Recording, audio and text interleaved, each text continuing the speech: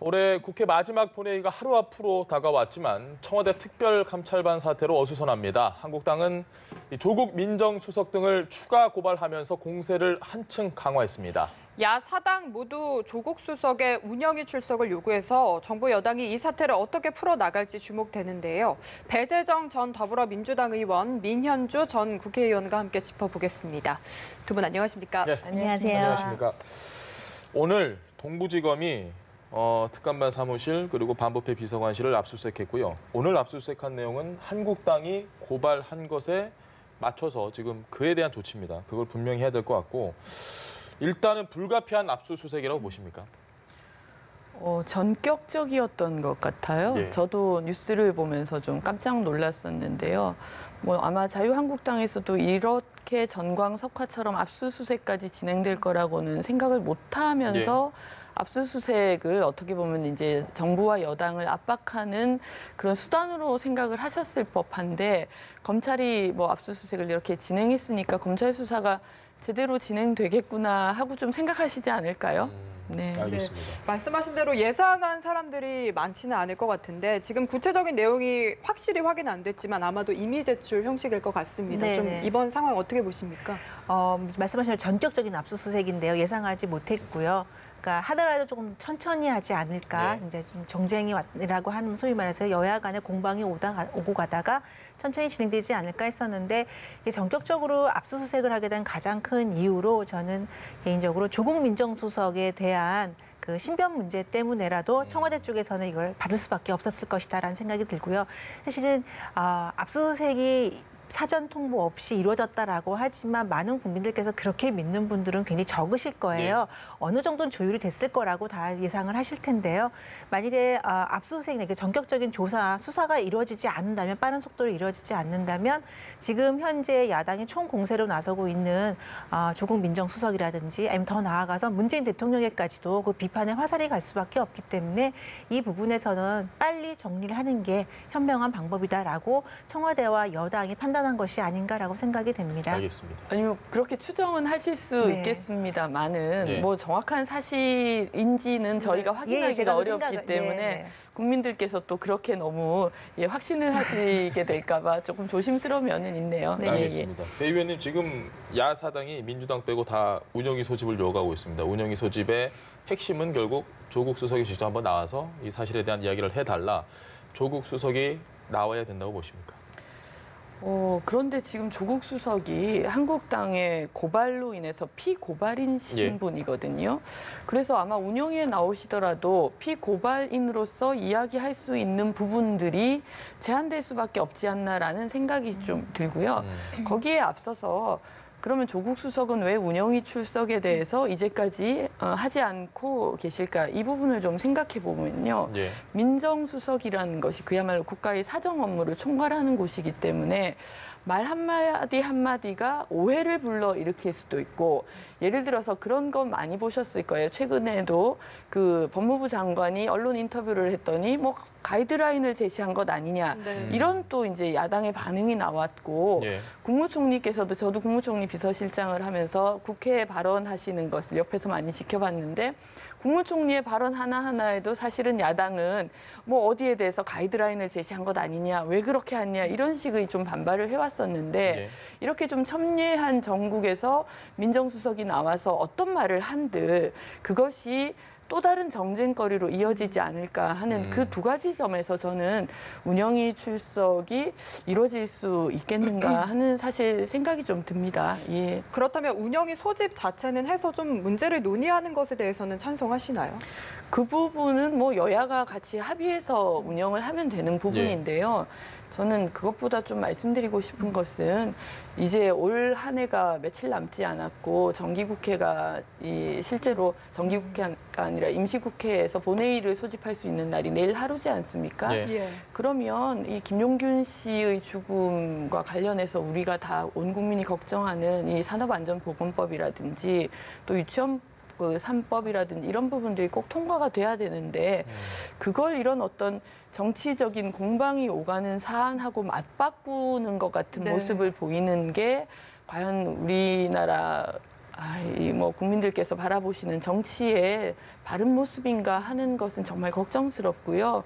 뭐 정쟁은 정쟁대로 하더라도 예. 이 꼭 필요한 법안은 꼭 통과를 시키는 것이 국회의 본분이 아닐까 그 말씀을 좀 드리고 싶습니다. 알겠습니다. 다시 운영위 얘기로 좀 돌아가세요. 민 의원님 보시기에는 네. 운영위 소집 그리고 조국 출석 뭐 어떻게 네, 보십니까? 지금 이제 운영위 출석을 본회의와 연계시키겠다고 지금 네. 자유한국당이 지금 주장을 하고 있는데요. 전 자유한국당이 지금 현재 가지고 있는 이 문제 이외에 지금 말씀하신 대로 배 의원님께서 말씀하신 대로 산업안전보건법과 유치원 3법은 꼭 처리돼야 된다고 저는 개인적으로 생각을 하고 네. 있습니다.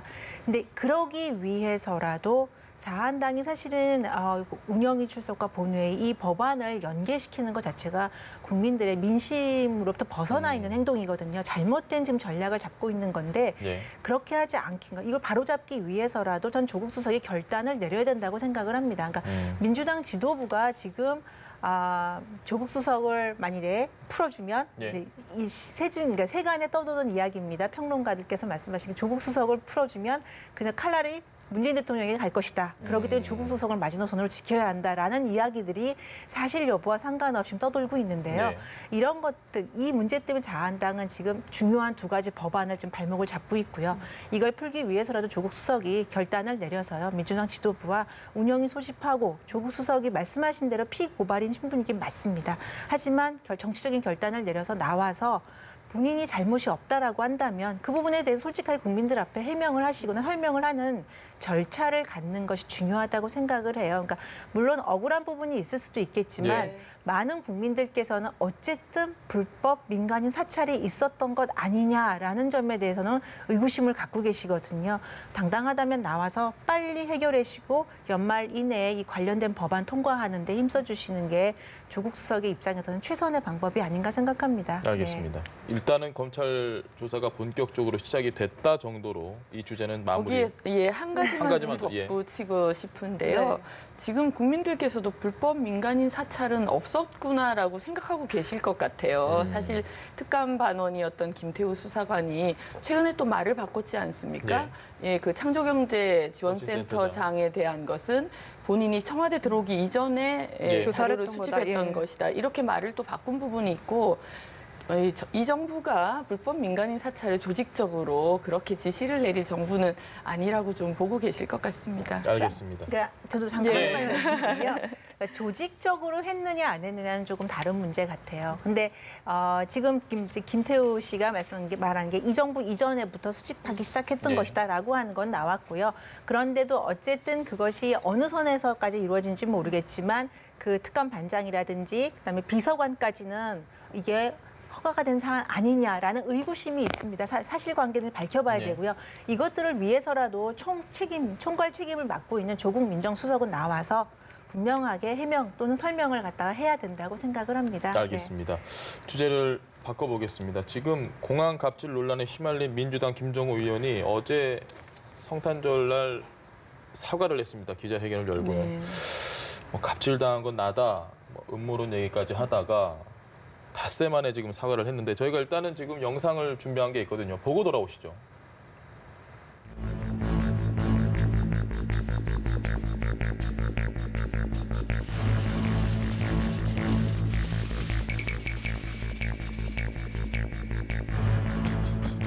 김포공항에 있었던 저의 불미스러운 언행으로 국민 여러분께 큰 실망을 끼쳐드리고 심력해 해서 너무나 죄송합니다.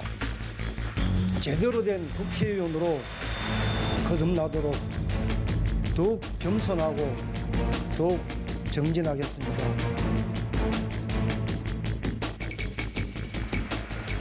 왜 5일이나 걸렸어요? 그 금토일 이 휴무라 저 지역구에 바로 내려가서 이런저런 연말에 의정 보고도 있었고 뭐 바빠서 CCTV 공개는 하셨던가요? 그 다른 내용에 대해서는 얘기가 또 나가게 되면 또 뭐 시기가 걸릴 것 같습니다. 그래서 오늘은 이 정도로 양해해 주시면 야당에서는 국토위원지 사퇴를 좀 요구하고 있는데 이 부분은 어떻게 뭐 그 답변은 당에서 하실 겁니다.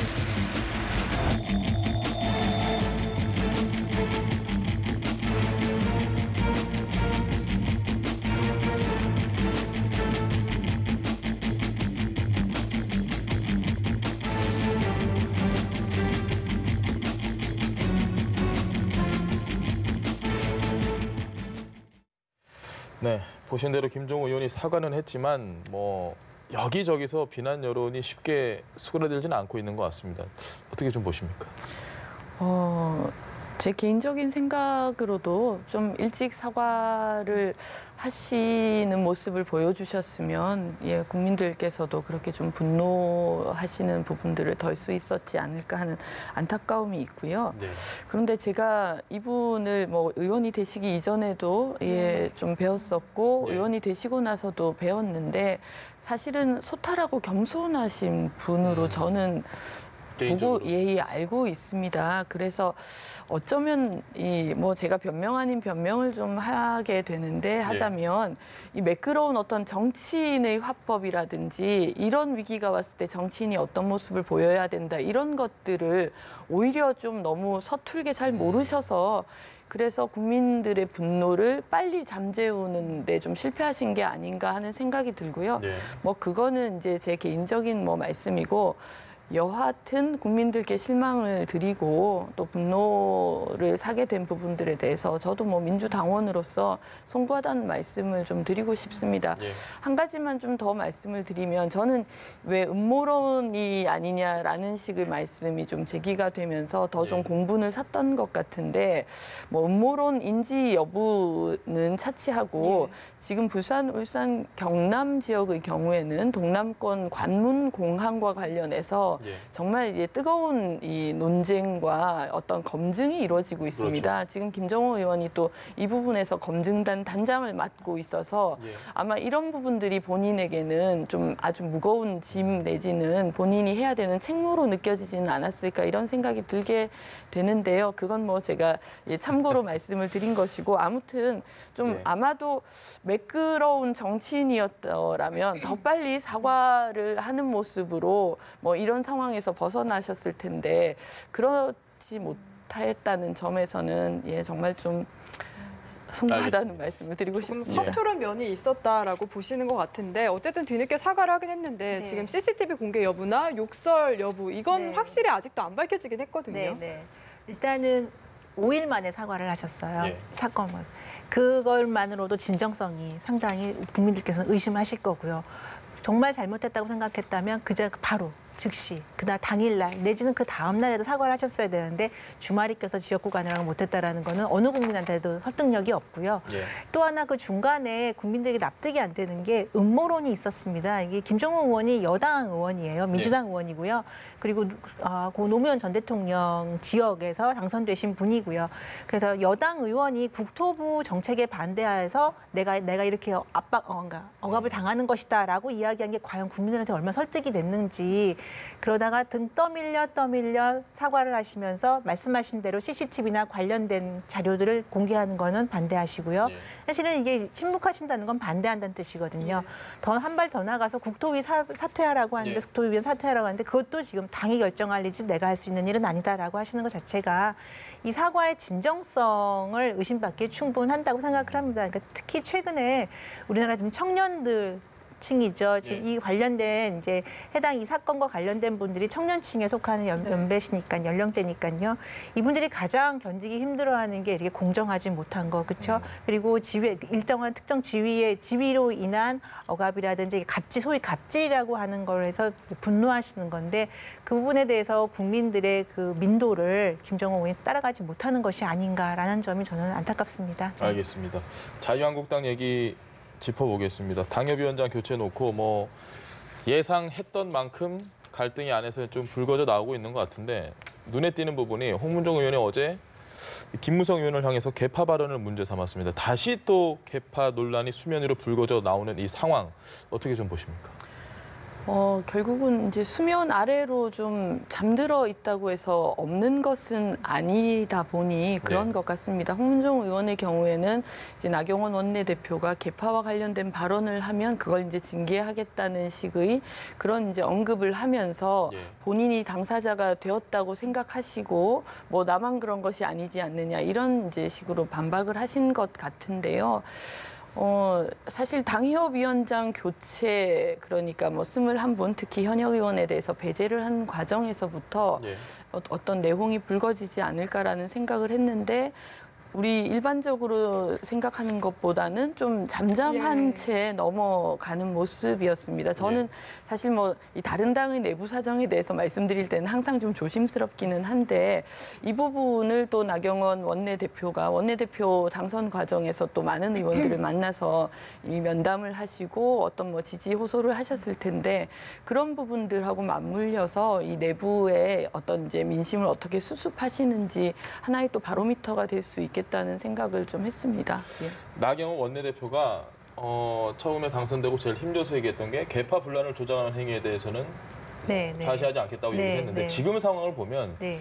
김무성 의원이 계파 분란을 조장하는 행위를 한 건가요? 아니면 그 얘기를 다시 끌고 나온 홍문정 의원이 그 행위를 한 건가요? 어떻게 판단하십니까? 나경원 원내대표가 당선되자마자 예. 제 한 발언은 친박계 의원을 겨냥한 것이 아닌가라는 생각이 들었는데요. 지난 주말에 걸쳐서 김무성 전 대표가 인터뷰를 했죠. 예. 뭐 언론 월간지와 인터뷰를 하면서 이제 다시 친박당을 없애버릴 수 있다. 그렇죠. 예, 홍문정 이제 의원이 지금 이제 반발을 하고 있는 건데요.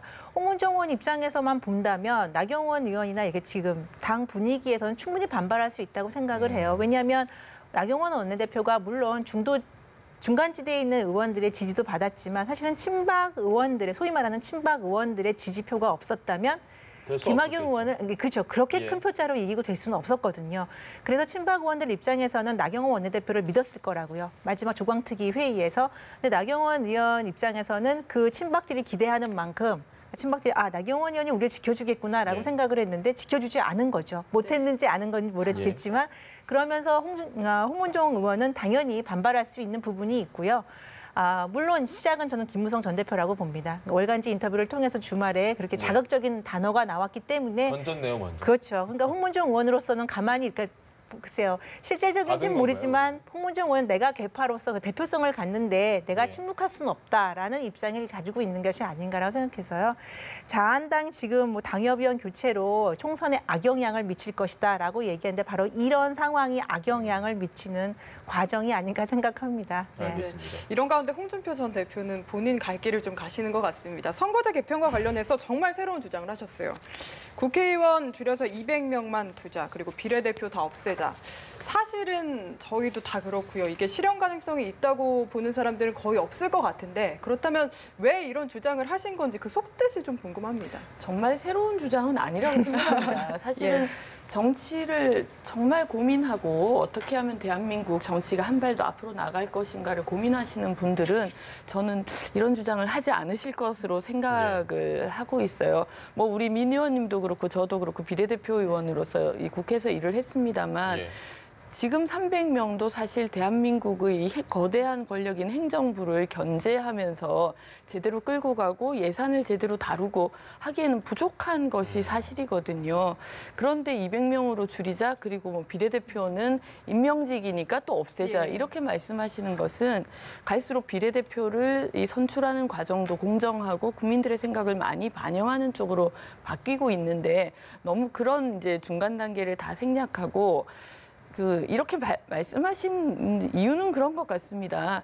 아직은 우리 국민들께서 대한민국 정치나 국회에 대해서 충분한 신뢰를 보내고 계시지 못하니까 이런 발언을 하면 당연히 주목받고 많은 분들로부터 잘했어 이렇게 칭찬을 받으실 거라고 생각을 하신 것 같은데 저는 좀 안타까운 것이 뭐 유튜브를 하시면서 인기를 또 누리시는 것도 좋고 다 좋습니다만 그래도 정치에서 또 당대표를 하시고 대선 주자를 하신 원로 쪽에 속하시면 대한민국 정치의 발전과 좀 품격 있는 언어에 본인이 좀 기여를 해주시면 좋을 것 같은데 이렇게 좀 자극적인 말씀으로 화제를 자꾸 키우시는 것은 좀 염려스러운 면이 좀 있습니다. 알겠습니다.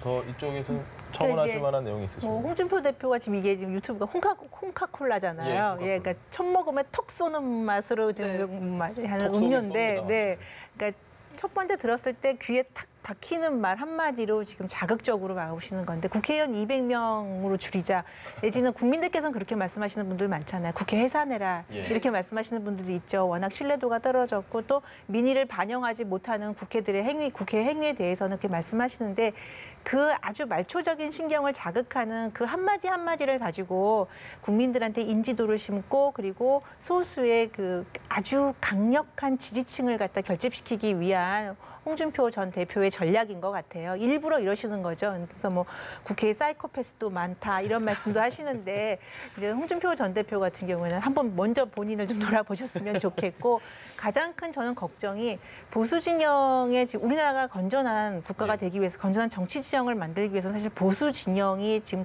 목소리를 내야 되거든요. 제대로 된 기반을 가지고 제대로 된 목소리를 내야 하는데 바로 홍준표 전 대표 같은 분들이 그 역할을 하지는 못할 망정 너무 방해를 하고 계신 것이 아닌가. 알겠습니다. 그래서 문재인 전 대통령은 민주당을 견제하지 못한다라고 하는데 바로 그 견제하지 못하는 제대로 된 기반을 못 만드는데 바로 이러한 것들이 역할을 하고 있는 것이 아닌가 싶어서 알겠습니다. 예, 굉장히 안타깝습니다. 예. 네, 배재정 전 더불어민주당 의원, 민현주 전 국회의원과 함께했습니다. 말씀 잘 들었습니다. 고맙습니다. 감사합니다. 고맙습니다.